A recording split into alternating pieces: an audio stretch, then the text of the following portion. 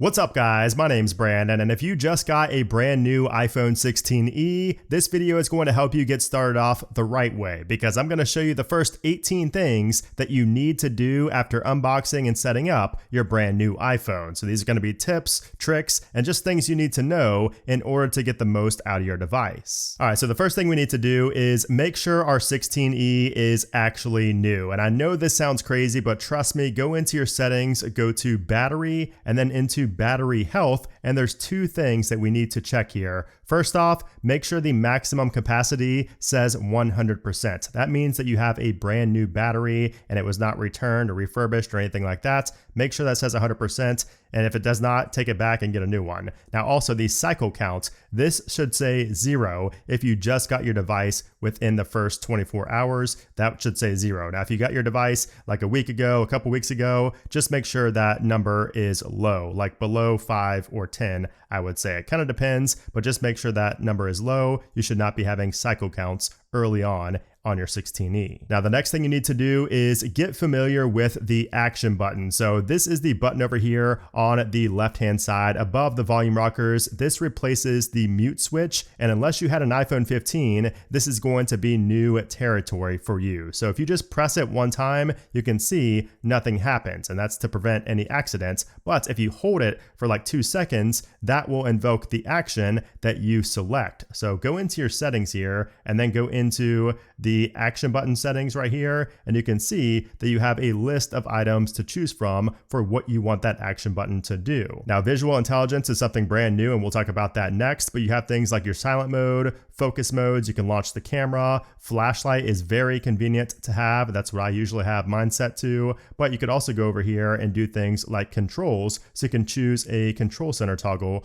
right here if you want to do anything like airplane mode or anything like that, and then you also have no action, so you can set it to be nothing, and you could also set it to be a shortcut. So if you're familiar with shortcuts, you can even open up a specific application from pressing and holding on the action button. So if you wanted to open up a specific application like Instagram or X or anything like that, you can do that from there, and you could also choose from any of your other shortcuts that you've created. But the next thing you need to do is try out visual intelligence. So you can set this up in your action button right here, but you do not have to. So if I set this as flashlight, for example, and then I swipe down from the top right, you can see that we have a toggle in our control center for visual intelligence. It is right here. So if you tap on that, that will launch visual intelligence, which looks like the camera application with a slight tweak. Now what this does is it allows you to take a picture of something, and you can either ask ChatGPT what it sees, or you can do a reverse image search. So for example, let me just take a photo right here of my keyboard, and you can see that little animation, and then you get the option to choose ask or search. So if I go to ask, that's going to launch ChatGPT and ask ChatGPT what it sees. And you can see it gives me the answer right there. Now I could also do the same thing, but tap on search, for example, and now it's going to search with Google to find similar images to what I just took a picture of. But there's a lot more to visual intelligence, because visual intelligence can also identify dog breeds, it can identify plants and flowers, it can even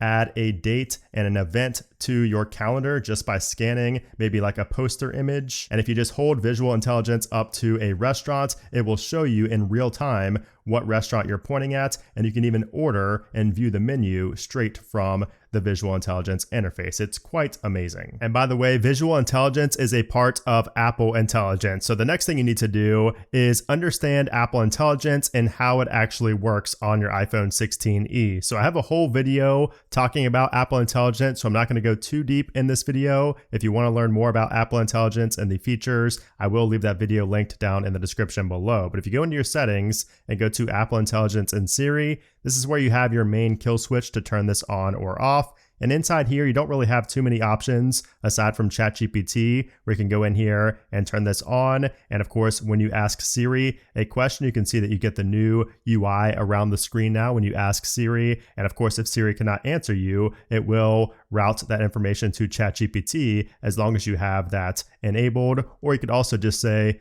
ChatGPT, what's 2 plus 2? And you can see it will work with ChatGPT and give you an answer with ChatGPT, even for something simple, if you just say ChatGPT at the beginning or the end of your query. But most of the Apple Intelligence features are going to happen inside of other applications, like Messages, for example. You can go right here and create a Gen emoji. So you can see you can do that. You can customize this. So if I say cat smiley, for example, it will combine different emojis to make your own Gen emoji. So this is really cool. You can combine different things right here and you get endless numbers of variations of what you type in. And then of course you do have writing tools as well. If you select text or if you're inside of the notes application or anything like that, you have writing tools, which is going to give you access to proofread, rewrite. You can get a summary, key points. You can even compose with ChatGPT to create something better. There's just a lot you can do with Apple Intelligence. So that's something you should explore once you get your iPhone 16e. And you should definitely watch my video where I go more in depth with these features. Oh, and also check out the Image Playground application. This is a default app on your iPhone 16e. This uses Apple Intelligence, and this is really cool because you can choose people from your camera roll right here and basically just make different versions of that person. So it's really cool, especially to send to friends and family once you create a really funny or really cool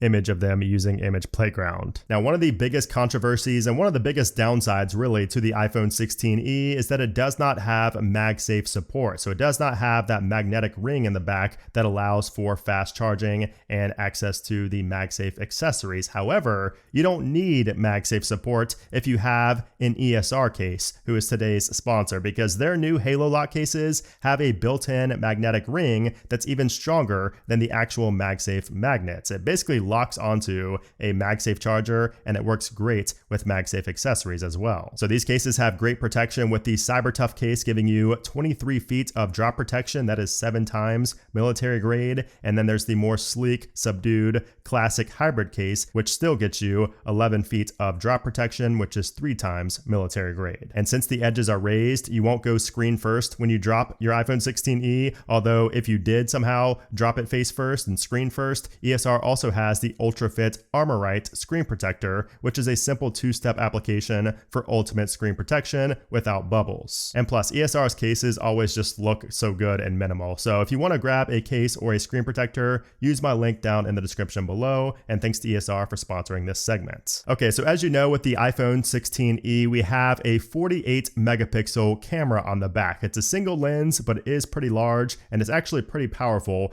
being that it's just one lens. However, you do not get the full 48 megapixels by default. So we need to go ahead and change that. So let's go into our settings here and we're going to go down to our camera settings right here. And then in here, we're going to go to formats. And from here, you want to go to resolution control. That is off by default, but that is the key to getting the full 48 megapixels that you paid for. Now you can see by default photo mode is set to 24 megapixels, which is good. You don't want to have a 12 megapixel photo, but resolution control was off by default. So now that we have that enabled, we can go into our camera application and take a look up top. You can see that we have HEIF max. That is off by default. So if we go ahead and take a photo right here with it off and then take a photo with it on, you can see the difference. So it takes a little bit longer because it is packing more information in there, but the first image is right here and you can see that it's 24 megapixels. But if we go to the next one that we shot in HEIF max, you can see it shoots it in the full 48 megapixels. Now, yes, it does take up more space on your device. It does take up more storage, of course, but if you want to get the full quality, the full resolution out of your photos, you do need to have that turned on. Now, if you want to change that from HEIF to JPEG, you can change this to be most compatible right here under camera capture. And now when you go back, it changes it to JPEG max. So all that is just the extension. So if you want HEIF as the extension, which does save more space, it takes up less storage. But if you want it to be JPEG to be compatible with everything, you can do that as well. And while we're in the camera app, you also need to know that your 48 megapixel Fusion camera on the back is essentially a 2-in-1 camera, because you can see that we have a 2x button there to optically zoom 2x. So that's going to be great if you want to zoom in on a photo. You should choose to tap on that instead of zoom in digitally to where you may go past 2.0, you may go to like 2.8, for example, and it won't be as good of quality. So just know that that's there and how to best use that. And that really comes in handy for portrait mode. So by default, it's at 1x, but you might want to go ahead and tap to do 2x for your portrait shots. And while we're on the subject of the camera, we may as well continue because there are some other settings that you absolutely need to change right away on your iPhone 16e. So first off, for record video, by default, that's set to 1080p at 30 FPS. I would highly recommend going up to 4K just so your video looks so much better. So you could do 30 FPS, which is what I prefer. Now also HDR is off by default. I would recommend keeping that off, but if you would like to turn that on, that is there. Now also at the bottom, lock white balance is off by default, but you might want to turn that on to lock the white balance. That way your color is not all over the place depending on where you point your camera. It's just going to look a lot more professional when you have that turned on. And then if we go back and go into record sound, allow audio playback. So by default, this is on. If you want music to be playing while you record your video, that you can just keep that on. But if you do not want that, you can turn that off right there. That is the setting. Now also down here under composition, you might want to go ahead and enable some of these. So for example, the grid is very beneficial if you want to, if you know the rule of thirds, to be able to get things in certain areas in your shot. It's nice sometimes to have the grid right there, and then also a level. So if you want to make sure that your camera is level, you can do that as well. You can have that enabled right there. Now you might also want to go into preserve settings and change these right here to enable whatever you want to stick in your camera application. So for example, if you want night mode to always be on or off, you can select that and it will remember what you had set last time and it will keep that there the next time. So same with resolution control, depth control, the controls menu, all of that. You might want to go ahead and turn on whatever you want to preserve in terms of settings. Now, speaking of night mode, this is always something that people ask me about, so I may as well mention it. If you're taking a shot at night and you don't like night mode, all you have to do is tap on where it says 3 seconds right there, and that will turn it off. So you can do that right there, and that is how you turn night mode off. Now for flash, you could also tap on that, or you can actually hold on the flash and you can turn that off right there, or you can change it to on or auto. Now, something you need to know about your iPhone 16e is that this is the first and only iPhone with Apple's brand new C1 modem. So this is the first Apple in-house modem that they designed, and Apple calls this the most power efficient modem ever on an iPhone. So it is more power efficient than the Qualcomm modem that you find in the iPhone 16 and previous iPhones, but it's not going to be as good performance-wise because there's no millimeter wave. However, it is good to know that you have that C1 modem. And while we're on the subject of that, we do need to talk about some cellular settings. So if you go into your settings here and go into cellular and then into cellular data options, from here, if you go into voice and data, it's set to 5G auto by default. But if you want 5G to always be on, you can go ahead and enable that right there. Or if you want LTE to always be on, you can do that as well. I don't think it's actually necessary to go to LTE on the 16e just because of how efficient that C1 modem is, but you can do that. And also 5G standalone is here as well. So that uses 5G for all cell activity, including cell network connections. And then for data mode, this is set to allow more data on 5G, but if you don't want that, you can change that to standard. Really, the only thing that this does is for, automatic iCloud backups, higher quality media if you're streaming on YouTube or something like that. Most of the time you don't need that, so standard might be better for a battery savings. Okay, so let's go back to a battery setting because this is something else that you need to change after getting your 16e. So let's go into our settings, go to battery and then to charging right here. And in here, our charge limit by default is set to 100%, which you might think, well, why would I not want my phone to charge up to 100%? Well, the reason being is if you plan on keeping your iPhone 16e for maybe 3, 4, 5 plus years, you might want to consider changing the charge limit to something like 90%. That way it prolongs your battery's health over time. So when you set this to 90%, that means your phone is only going to charge up to 90%, which is good for the battery's long-term health. Like you can do 80% if you want to. I just find that to be a little bit too low. I like 90% personally, so that's what I typically recommend, and that's why I still have 100% battery health on my iPhone 16 Pro after several months of usage. So also down here, we have clean energy charging. I personally turn this off completely just because I want my phone to charge when I want it to charge. And, I don't really care as much about clean energy charging.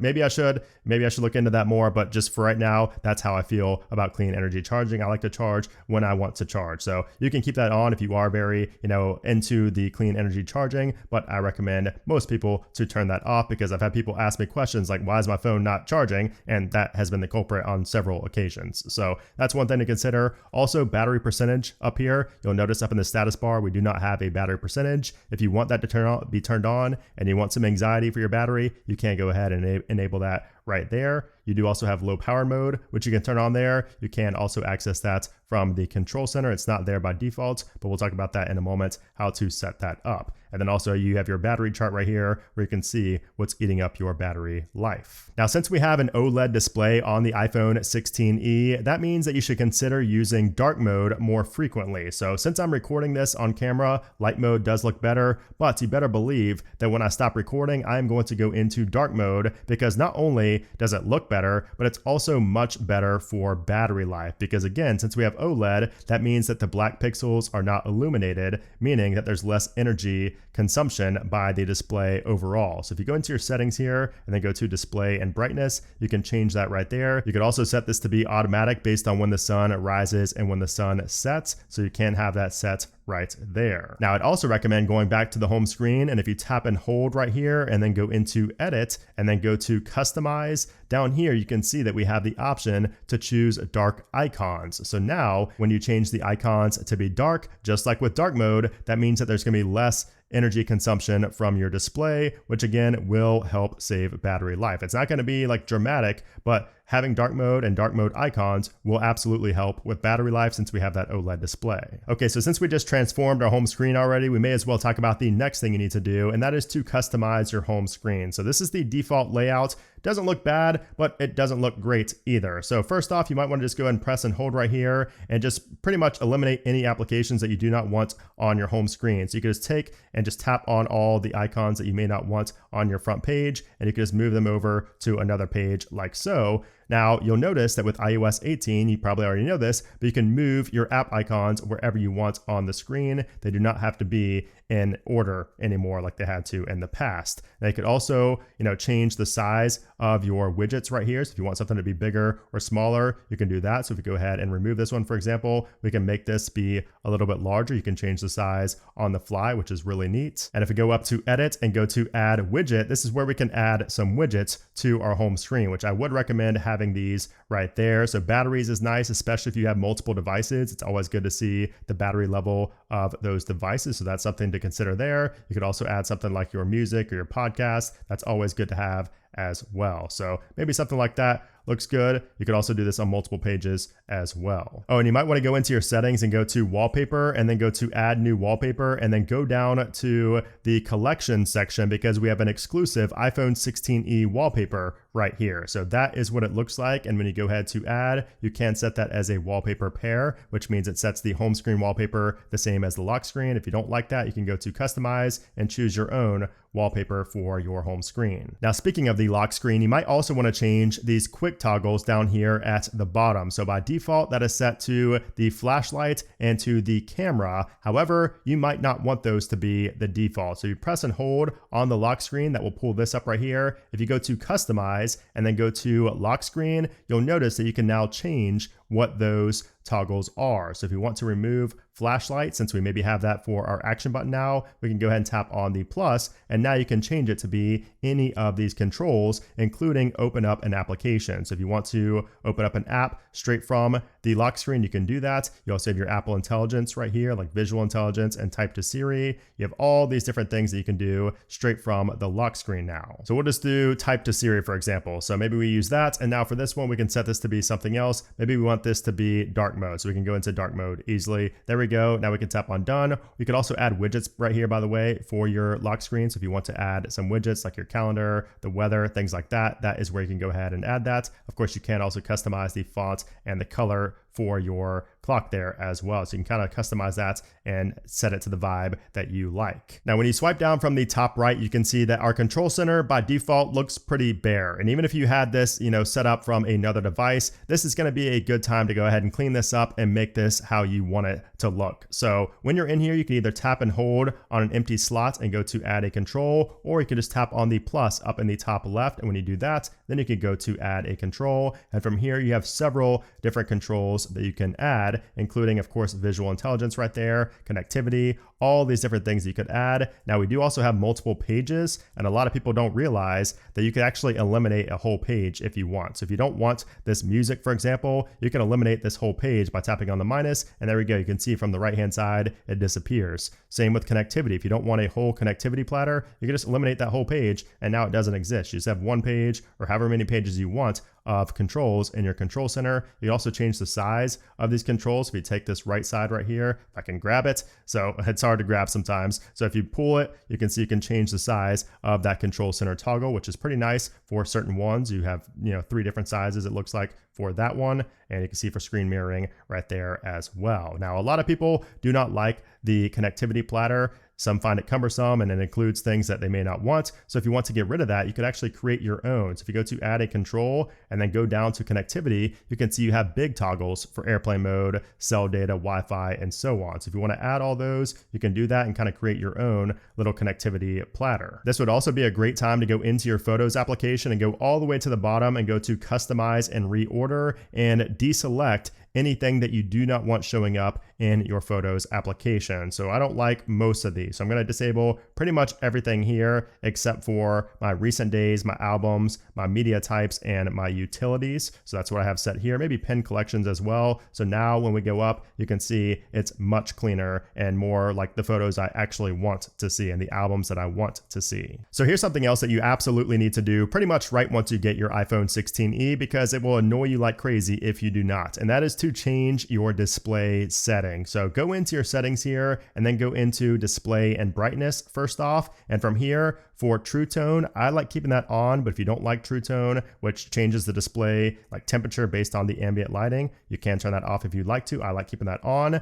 but auto lock is the main thing that you need to change. By default, I think it's set to 30 seconds, but I'd highly recommend changing that to something like 4 or 5 minutes. I would not recommend having that set to never, just in case you fall asleep with your phone on or something like that. But 5 minutes is a lot less annoying than 30 seconds. Also, raise to wake is on by default. I like turning that off just because it can drain battery, where basically what it does is it wakes up your device every time you kind of pick it up like that. And then if we head back into our settings and go into accessibility, and then down here to display and text size, and then go all the way to the bottom, this is where we have auto brightness. So I'd recommend turning that on. I believe it is on by default. I turned it off for this video. Make sure your auto brightness is turned on. We do also have reduce white point right here. So if you want to make your device, darker than 0%, you can go ahead and do that. So the higher the percentage, the darker your phone gets, the lower the percentage, the lighter it gets. So that's good for nighttime viewing. And then also, I forgot to mention this back in the display and brightness settings, go into text size. This is where you can change the text size if you would like to. You can also access this from the control center. So if you go ahead and add a new control and just search for text size, you can see that you can change the text size right here. So of course you can move this to wherever you would like to, but what's cool about having this in the control center is that if you go into another application, so if I go into, let's just go into Safari, for example, and then swipe down and you haptic press on the text size toggle there, you can change the text size to be large only for a specific application. So if you always want your font size to be larger in Safari only, you can change that, but not for every application. So you can see the difference right there. So that's a little trick that you should absolutely know about, and you should have that in your control center for that reason if you do like to change the font often. So the next thing you should do on your iPhone 16e is go into your settings and go to Face ID and passcode. And from here, you want to go ahead and first off, set up Face ID. If you did not do so in the initial setup process, you absolutely need to have Face ID set up. Now you can turn that on or off for everything right here, such as password autofill, iPhone unlock, and so on. But if you have an alternate appearance, so if you maybe want to share your device with somebody else, or you wear heavy makeup or disguises, you might want to set up an alternate appearance. That way your phone will recognize you no matter how you look if you have a different appearance. Now you can also set up Face ID with a mask right there. Now also, require attention for Face ID is a must to keep that on. But if you go down here to the bottom, this is where we have allow access when locked. So what this means is that from your lock screen here, if you want to not allow access to any of these things, this is where you deselect that. So if you don't want anybody to have access to even your lock screen widgets, you can go ahead and turn that off. So these widgets right here, so now if I lock my device, take a look at this. You can't even see the data right there. So if you want to revoke access, unless you unlock your device, you can go ahead and do that right there. Now let's go back to the camera because there's something else you might want to do here on your iPhone 16e, or at least know about. So if you start recording a video and you have audio in that video, which most videos do, if you go into edit that video and you go ahead right here to these 3 lines, you will see that at the bottom we have an audio mix feature. So this is really cool. This will allow you to change the audio using, the on-device machine learning. So if you want the audio to only come from in frame, if you don't want the audio to come maybe from behind the camera, if you say something and you don't want that to be in the video, you can maybe do in frame. That way it only captures the audio from what's in frame. You could do studio or cinematic. So you can test these out. I'd highly recommend at least checking them out if you have a video where the audio is maybe not exactly how you would like it. Just know that it's there because it is a pretty cool feature. And then the final thing you need to do on your iPhone 16e is just know that you can do screen sharing while on FaceTime. So I know a lot of people who may not be super into tech might be getting an iPhone 16e. So you should know that when you're on a FaceTime call, you can go to share right here, and the other person can do this as well. And you can go to share my screen. So you can actually share your screen with the person on the other end, or you can ask the other person to share their screen. So it will prompt them and then they can go ahead and tap on it to share their screen. So for this example, I'm going to do share my screen. So now if I pull my other device over, you can see it's going to share my screen. So if I go ahead out to the home screen here, you can see that on the other device, they can see my screen and see what I'm doing right here on my device in real time. And if I'm maybe trying to give instructions for the other person, I can circle something like this. So if I'm trying to point to something to somebody who might need help, I can circle something like that, and you can see it will disappear after a certain amount of time as well. So this is very cool, and a lot of people don't realize that you can do this. So I'd highly recommend at least knowing that that's there and using that to help troubleshoot if you maybe have somebody who doesn't know what they're doing on their device and they need help. So there you have it. Those are the first things that you need to do after getting your brand new iPhone 16e. Now, if you want some more tips on the iPhone 16 as a whole, I will leave another video I made about that down in the description below and also up in the cards above. But if you enjoyed this video, if it helped you get started off right on your iPhone 16e, I would appreciate if you gave this video a thumbs up. Also, let me know down in the comment below, what was the first thing you did on your iPhone 16e, and what was a tip that you maybe learned from this video. But anyways, guys, thanks for watching, and I'll see you soon.